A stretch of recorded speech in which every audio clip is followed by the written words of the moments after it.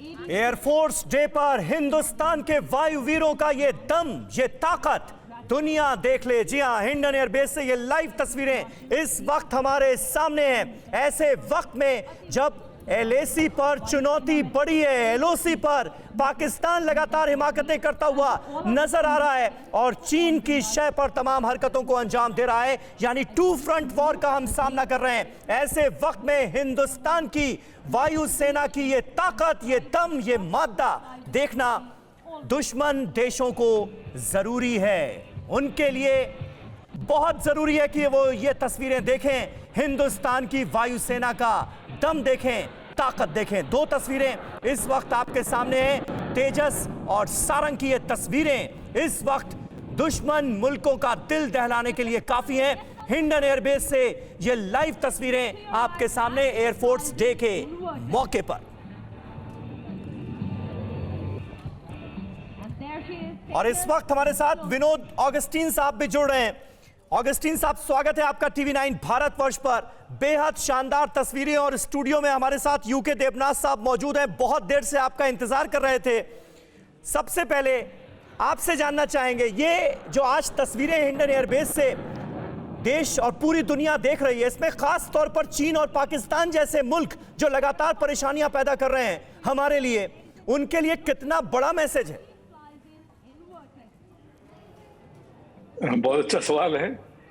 हम पिछले बार भी हम बात कर रहे थे एक मल्टी रोल फाइटर के बारे में, देवनाथ साहब ने भी इसके बारे में जिक्र किया जी। लेकिन आज का जमाना जो है वो एक ओमनी रोल फाइटर का। Multi role omni role fighter में खास फर्क ये है, omni role fighter air to air काम करते हुए भी एयर टू ग्राउंड का भी अटैक भी कर सकता है और इलेक्ट्रॉनिक वॉरफेयर भी साथ साथ कर सकता है। हाँ। तो एक ओमनी रोल का फाइटर का जमाना आ चुका है और रफाल इसका एक बहुत बड़ा एग्जाम्पल है।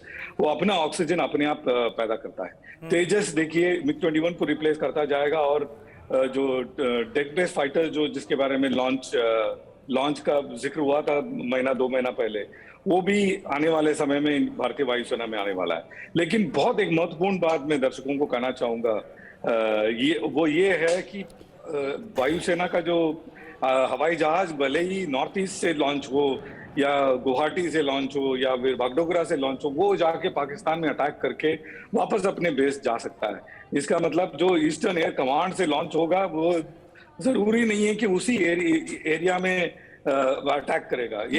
एक सॉटी में हो सकता है चीन की तरफ अटैक करे, एक सॉटी में हो सकता है पाकिस्तान की तरफ अटैक करे। जो दो फ्रंट वॉर का जो आपने जिक्र किया जी। तो सेंट्रल फोर्सेस, हमारी जो स्विंग फोर्सेस कहते हैं उसको, हाँ। वो इधर भी स्विंग कर सकता है और वहां उस तरफ भी स्विंग कर सकता है।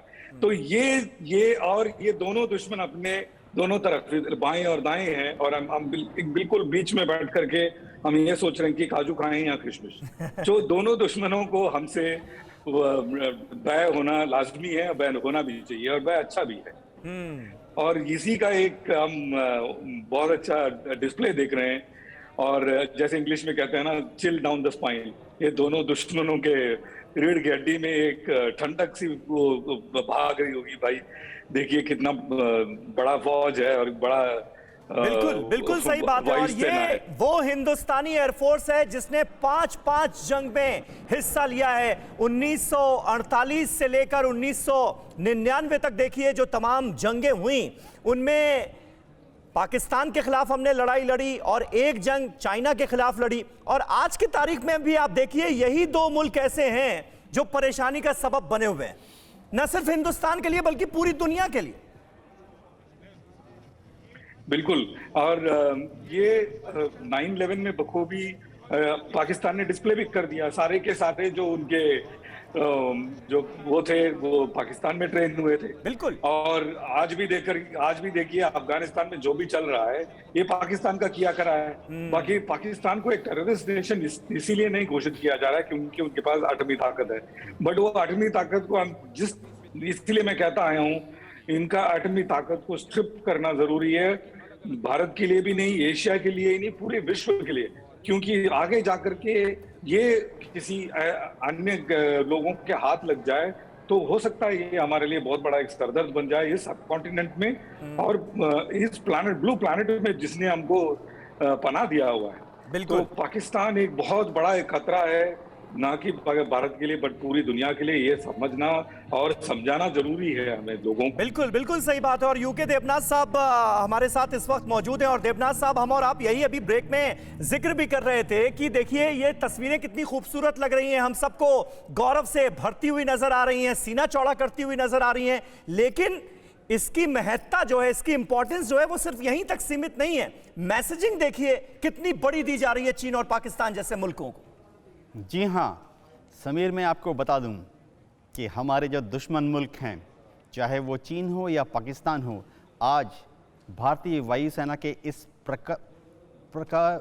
इस शो को जी बहुत क्लोजली मॉनिटर कर रहे हैं।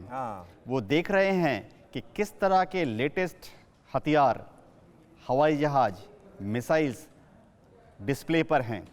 वो देख रहे हैं हमारे जांबाज एयर वॉरियर्स का जो मोराल कैसा है, परेड की एक एक कार्रवाई किस तरह से एब्सोल्यूट प्रिसीशन के साथ की जा रही है, कितनी बढ़िया ट्रेनिंग है।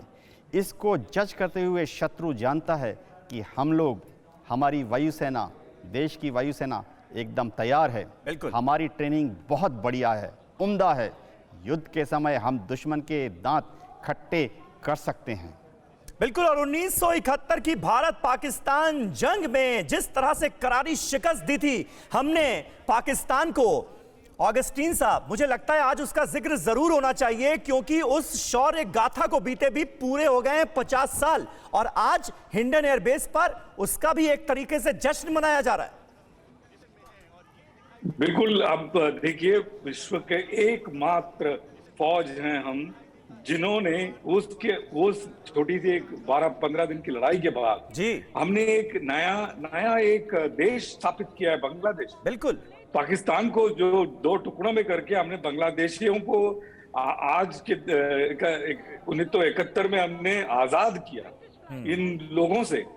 तो ऐसा एक श्रेय किसी और फौज को नहीं है। और देखिए ये अपने आप में कितनी बड़ी बात है ऑगस्टीन साहब। मेरा सीना गर्व से चौड़ा हो जाता है ये कहते हुए कि आजाद तो किया, पाकिस्तान जैसे मुल्क के 2 टुकड़े तो किए, लेकिन आजाद करने के बाद सेफ सुरक्षित हाथों में सौंप दिया, उस पर कब्जा नहीं कर लिया, जम नहीं गए। वो हमारे कॉन्स्टिट्यूशन में है। हमारे कॉन्स्टिट्यूशन में कोई एक्स्ट्रा टेरेस्ट्रियल बातें नहीं लिखी गई हैं जैसे दूसरों के कॉन्स्टिट्यूशन में लिखा गया है। हम अपने पड़ोसी मुल्कों को और हमारे पड़ोसी लोगों के जो फ्रीडम है उसको बहुत अच्छे से उसको रेस्पेक्ट करते हैं। और इसी वजह से इंडिया इस क्षेत्र में एक सेफ कंट्री माना जाता है। अभी आप वेस्टर्न यूनियन, यूरोपियन यूनियन को देख लीजिए या अमेरिका को देख लीजिए, जब जरूरत पड़ती है और किस देश की तरफ, एशिया में जब जरूरत पड़ती है, किस देश की तरफ उनका झुकाव है, भारत की तरफ, ना कि चीन के या पाकिस्तान के तो बिल्कुल ही नहीं। और बाकी देशों के बारे हाल तो आप जानते हैं। और इसमें सबसे बड़ा एग्जाम्पल तो चीन है। इस वक्त चीन जिस तरह से पूरी दुनिया के लिए सिरदर्द बना हुआ है और लगातार अपनी एक्सपेंशन पॉलिसीज को आगे बढ़ाता हुआ नजर आ रहा है। ताइवान पर देखिए लगातार कितना दबाव बनाने की कोशिश हो रही है आज। और एक और बात हम लोग भूल रहे हैं जी कि इंडिया जो है ना, भारत अगर नॉर्थ से साउथ की तरफ आप देखते हैं, भारत पेनिनसुला जो है वो इंडियन ओशन में एक डैगर की तरह है। हमारे नाम पे एक ओशन है, किसी और कंट्री के नाम पे कोई ओशन नहीं है। और चीन का देख लीजिए, चीन के जो पानी है उसमें बहुत सारे अन्य देश हैं, उनके टेरिटोरियल वाटर्स हैं। हमारे यहाँ ऐसा नहीं है। हम चाहें तो पूरे दुनिया के ट्रेड को, चीन के ट्रेड का गला घोट सकते हैं हम, लेकिन एक रिस्पॉन्सिबल देश हैं। समय आने पर वो भी करेंगे। और चीनियों को ये भी पता है कि हम समय आने पर उनको उनकी अगर इकोनॉमी वॉर पे हम उतर आए हैं ना, तो समीर जी हमारे से बुरा कोई नहीं होगा। परवाह देश की, सोमवार से शुक्रवार रात 10 बजे TV9 भारतवर्ष पर।